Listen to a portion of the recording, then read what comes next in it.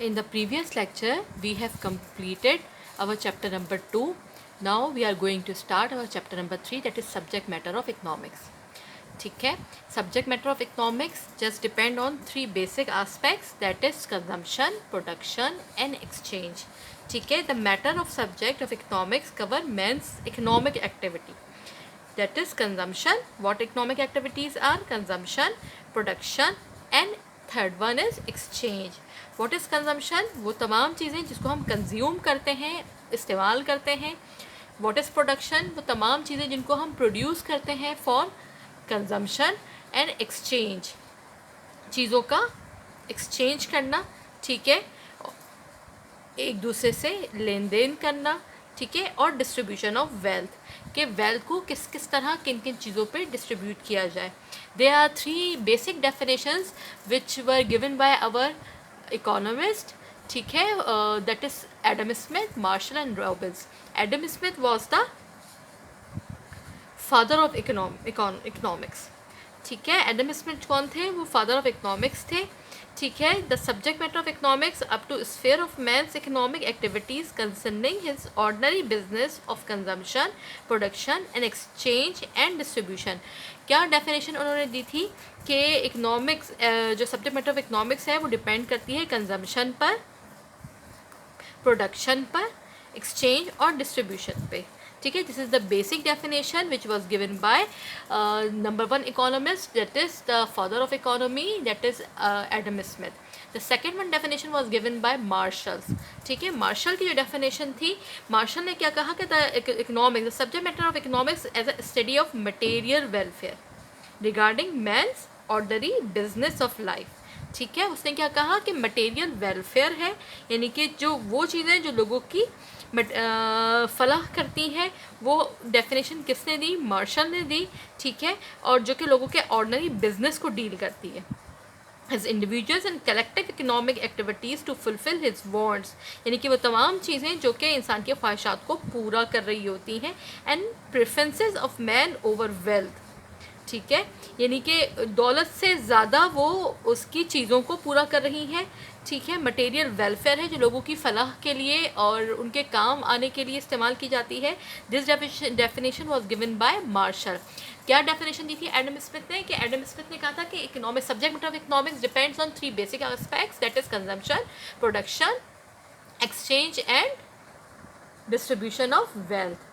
उसके बाद मार्शल्स जो थे वो उन्होंने कहा कि इकोनॉमिक्स जो है वो डिपेंड करती है मटेरियल वेलफेयर पे, यानी कि वो तमाम काम जो लोगों की फलाह के लिए, उनके फ़ायदे के लिए किए जा सकें, दैट इज़ इकोनॉमिक्स. और after the third one is professor Robins. ठीक है, प्रोफेसर रॉबिन्स की जो डेफिनेशन है सबसे ज़्यादा ऑथेंटिक डेफिनेशन है. And he said that the subject matter of economics that man has to encounter the problem of multiple wants and scarce resources to attain them throughout his life. यानी कि क्या क्या चीज़ों की उसकी ख्वाहिशात हैं और क्या क्या चीज़ों की ज़रूरियात हैं, उनको वो स्केयर रिसोर्सेज में, यानी कि कम रिसोर्सेज के अंदर किस किस तरह उसको पूरा कर सकता है. यानी कि इकोनॉमिक्स क्या है कि आपकी जितनी ख्वाहिशात हैं, जितनी डिमांड्स हैं, वो आप एक लिमिटेड बजट में रहते हुए उसको किस तरह ओवरकम कर सकते हैं, किस तरह फुलफिल कर सकते हैं. This definition was given bye Robins. ठीक है, हमारे पास हमने क्या पढ़ा है अभी तक? कि चैप्टर नंबर 3 स्टार्ट किया है, that is the subject matter of economics. And the subject matter of economics covered three basic aspect, that is consumption, the things which we consume. Number second is production, what we are going to produce to consume our wants. Third one is exchange and production of wealth, कि wealth को किस तरह से produce किया जाए, उसका किस तरह से डिस्ट्रीब्यूशन किया जाए. These are all concern things related to subject matter of economics. ठीक है, और the number one definition was given by Adam Smith, who is the father of economics. And he said that the economics is the man's activity related to production, related to consumption and distribution of wealth. The second definition was given by Marshall, and Marshall said that economics is the material welfare of human being, जो लोगों की खिदमत के लिए किया जाए. ठीक है, that is economics. And the third one is the authentic definition which was given by Robbins.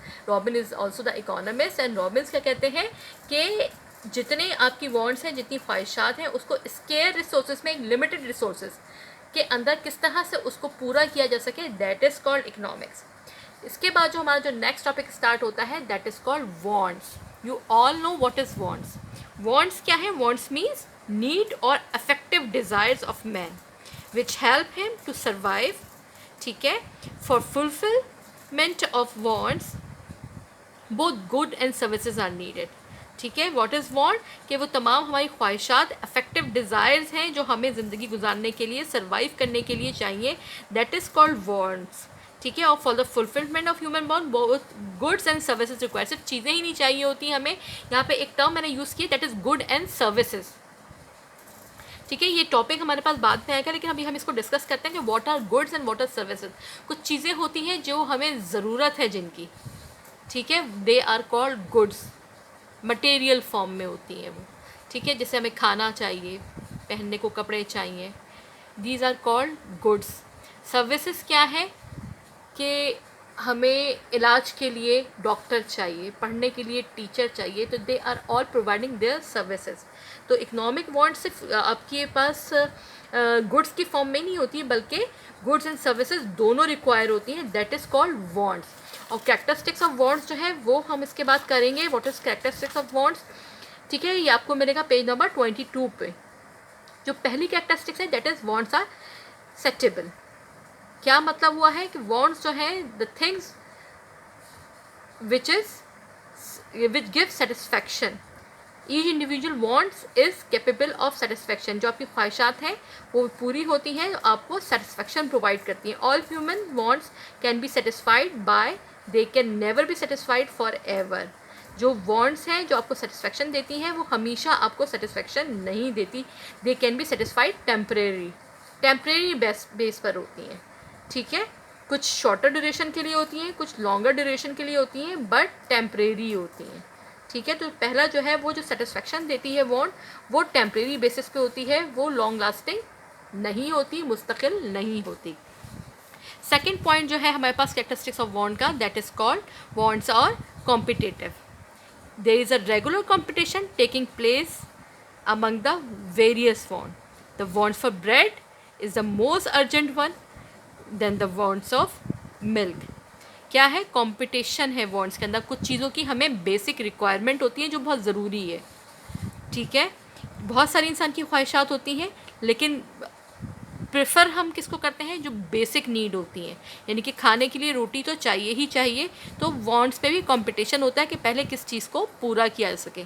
फिर थर्ड वन है वॉन्ट्स आर कॉम्प्लीमेंट्री, ठीक है। कॉम्प्लीमेंट्री वॉन्ट्स का मतलब क्या है?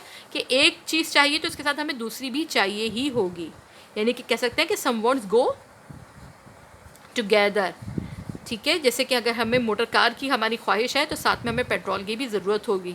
अगर खेलने के लिए हमें हॉकी रिक्वायर है तो साथ में उसके लिए बॉल भी चाहिए, रैकेट रिक्वायर है तो साथ में शटल कॉक भी चाहिए। तो we can say that the wants are complementary, कि एक चीज़ की ज़रूरत है तो दूसरी चीज़ भी चाहिए। अगर आपको पेन चाहिए तो साथ में पेन के साथ इंक भी चाहिए। अगर इंक नहीं होगी तो वो आपकी पेन जो है वो आपकी रिक्वायरमेंट को, आपकी वॉन्ट को फुलफ़िल नहीं कर सकेगा।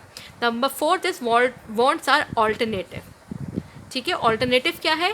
कि not always but in most alternative case they are, we want to satisfy our thirst, it can be done by any of the alternative things. क्या कहा गया है? कि वॉन्ट जो है ऑल्टरनेटिव है, यानी कि अगर एक चीज़ अवेलेबल नहीं है तो हमें उसकी जगह दूसरी कोई भी चीज़ हम यूज़ कर सकते हैं। यानी कि अगर आपको प्यास लगी है तो प्यास, आप ज़रूरी नहीं है कि आपको पेप्सी ही रिक्वायर हो, आप पानी, प्लेन वाटर पी के भी प्यास बुझा सकते हैं। अगर पानी अवेलेबल नहीं है आपके पास, उस टाइम पे लस्सी बनी हुई है तो आप उससे भी अपनी थर्स्ट को बुझा सकते हैं। तो वॉन्ट्स को कहेंगे ऑल्टरनेटिव है।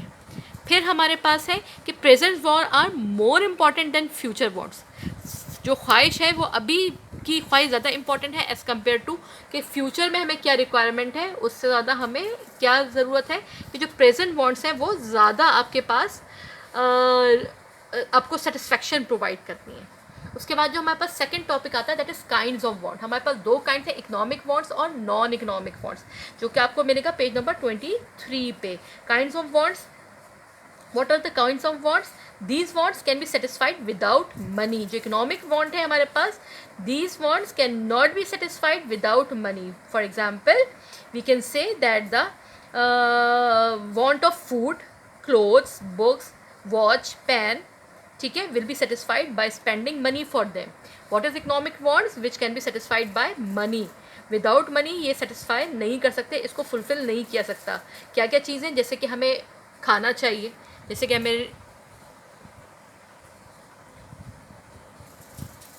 कि हमें खाना चाहिए, ठीक है, जैसे कि हमें रहने को जगह चाहिए, बुक्स चाहिए, क्लोथ्स चाहिए, पेन चाहिए. तो ये तमाम चीज़ें बगैर स्पेंडिंग मनी के नहीं हो सकते. तो these are called economic want. The second one is non-economic want. What is non-economic want? To satisfy these want, we do not need money. These wants are satisfied by free or non-economic goods, which are free gifts of nature. जैसे कि हमें हवा की भी ज़रूरत है, ज़रूरत हमें हवा की भी है, लेकिन हम इस चीज़ को कंसीडर नहीं करते क्योंकि गॉड गिफ्टेड है.